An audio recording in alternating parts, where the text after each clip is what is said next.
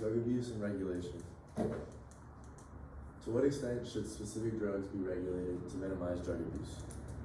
So our group in our research, we looked at 3 drug categories: marijuana, opioids, and psychedelics. And we chose these 3 categories of drugs because they are very hot topics when it comes to the discussion of medical legalization. First off is marijuana. Looking at the map above, you can see how divided the laws are regarding marijuana across the U.S. Marijuana's active ingredient is THC, which causes its psychoactive effects.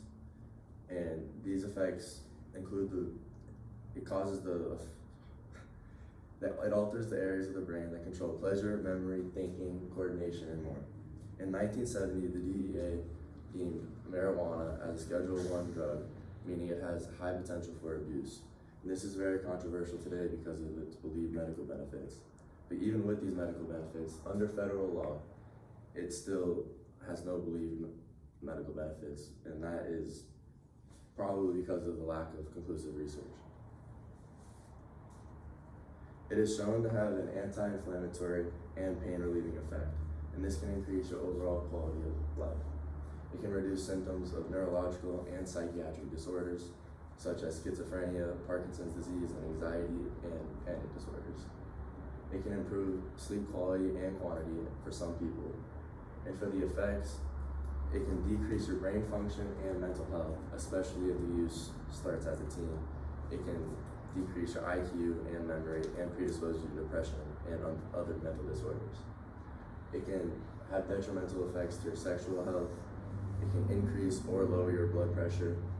And although no one's ever overdosed on marijuana, you can develop a dependence. So if you try to quit, you could experience some relatively minor withdrawal symptoms. The second drug we talked about were opioids. Opioids are fully legal with a prescription in the United States, and as shown by the graph,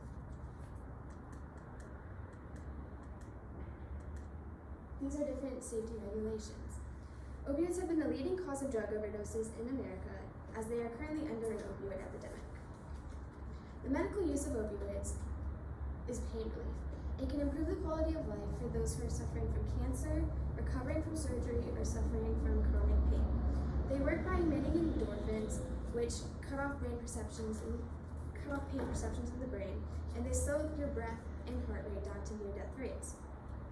However, they are highly addicted, and 1 in 4 patients become dependent on opioids, according to the CDC. And the most main forms are Oxycontin, Vicodin, and morphine.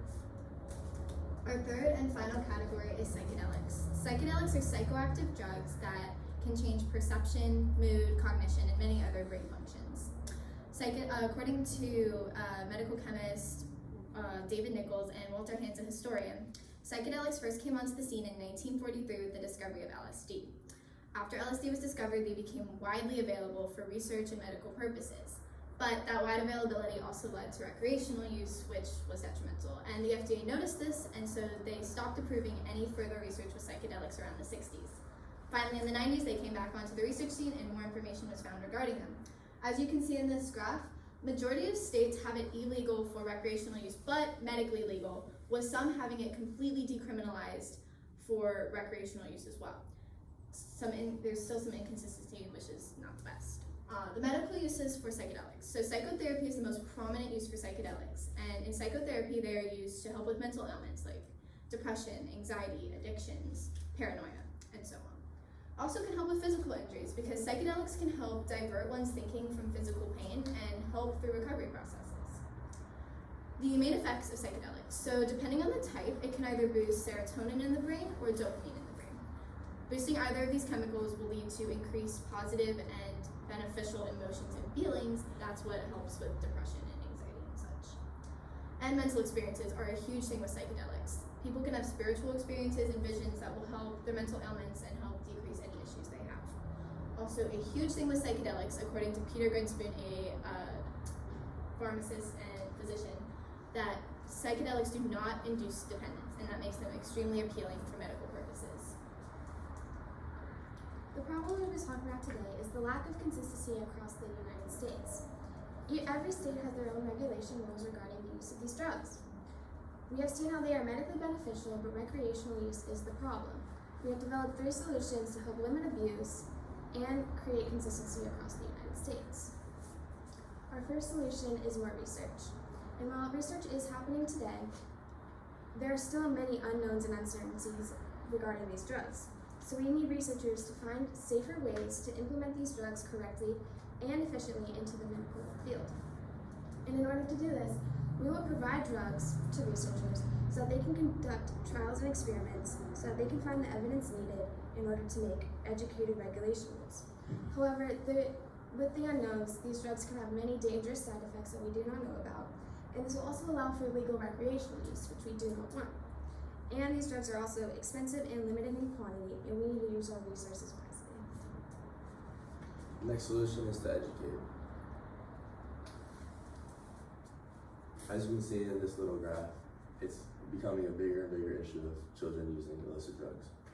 According to the Texas Education Agency, in schools, there are programs that teach teachers how to train kids to make better decisions on risky behaviors. The use of drugs can hurt children's brain in the areas that control motivation, memory, and behavior control. And this is why it's so important to limit the drug abuse for children. These programs can include encouraging school connectedness, which is the belief by the student that their peers and adults around them care not only about their learning, but about themselves and their mental well-being. And this can lead to kids getting help the right way instead of using drugs to deal with their problems. It can also encourage positive peer relationships, which are basically beneficial relationships that help individuals grow as a person and make better decisions and promote healthy choices. The program can also include a process where they would go through a screening to find kids showing signs of substance abuse and then use a motivational interview to influence them to want to change their ways. And lastly, if nothing else works, they will refer them to specialized treatment. And the limitations of this solution is 1, the cost. Not all schools will have the money to implement these programs. And 2, the students' acceptance of the program. The program won't help if none of the students want to change. Our third, final, and ideal solution is to legalize these 3 drugs for medicinal use only. In order to do this, a federal law would have to be put in place that legalizes them for medical purposes and does not allow recreational use, and this would solve our problem of inconsistency across the U.S. So in order to implement this law, FDA approval is needed. Currently, the FDA approves certain types of marijuana for prescription use, opioids for prescription and medical use with regulation, and certain psychedelics for medical and therapeutic uses. But not all the U.S. states accept all of these rules and are not under one consistent view. That's where the federal law would come into play, and it would be one umbrella law regulation regarding all 3 of these drugs. Also, to sort of keep these drugs off the streets, so to speak, a price increase or keeping the prices at an exorbitant high would help deter any recreational use in the general public. And also, accessibility is a must. These drugs have to be extremely accessible for medical purposes and for further research. Unfortunately, there are some limitations with this solution, the main one being state rebellion. So certain states and entities would try to fight for individual rights and regulations, and probably on the grounds of lack of information. That is why we need to educate the public on the pros and the cons of these drugs when used medically, and how usually the pros outweigh the cons majority of the time. And price problems. So with making them accessible for medical purposes and research, a price drop would be inevitable, which kind of goes against our idea of the high price, less recreational use. So our solution to that would be to keep the price high, and government funding would need to step in more and more to cover medical use and further research. And insurance is also a great place to start for coverage for patients to use the drugs medicinally. These 2 graphs on the side show for marijuana and psychedelics the overall majority of support for them to be used medically and for research. And this is our ideal solution because these limitations can be overcome better than the other solutions, and when they are overcome, it is the most productive and most beneficial solution for utilizing these drugs and their medical benefits. Of course, if more research were to come out saying how these drugs could be used for recreational use, things can change in the future. And here we're excited. Okay, all right, thank you. Okay, some questions here. Let's see, we'll start with Nitty. Nitty, how did the group decide to use, how did the group decide to include Celeste's IRR into the overall presentation? What was something specific that we incorporated into the IRR? So in Celeste IRR, she talked about how psychedelics can be used to treat depression and addiction if used under the correct medical supervision. But if there is not medical supervision and it was used recreationally, it can be detrimental to your mental and physical health. So this kind of led us to our solution of having them medically legal and recreationally illegal because it can be helpful medically. Okay, thank you. All right. Blakely, what is an example of a compelling argument from one of your peers' IRRs that you decided to exclude from the team presentation? So, Niti's IRR focused on marijuana, and he had an argument about how marijuana affects your driving and makes it impaired, and we decided to leave that out because we already talked about the negative side effects of marijuana. However, this kind of went against our solution, so we decided not to use it.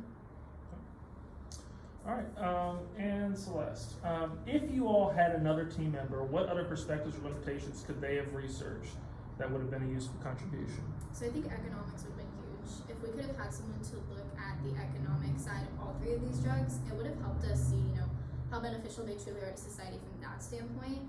And that could have helped us with our solution in the end to looking at, okay, is it economically beneficial to take them out of the recreational use and put them in medical, or is it better to make it fully decriminalized and basically all that. Okay. All right, thank you all. Good job.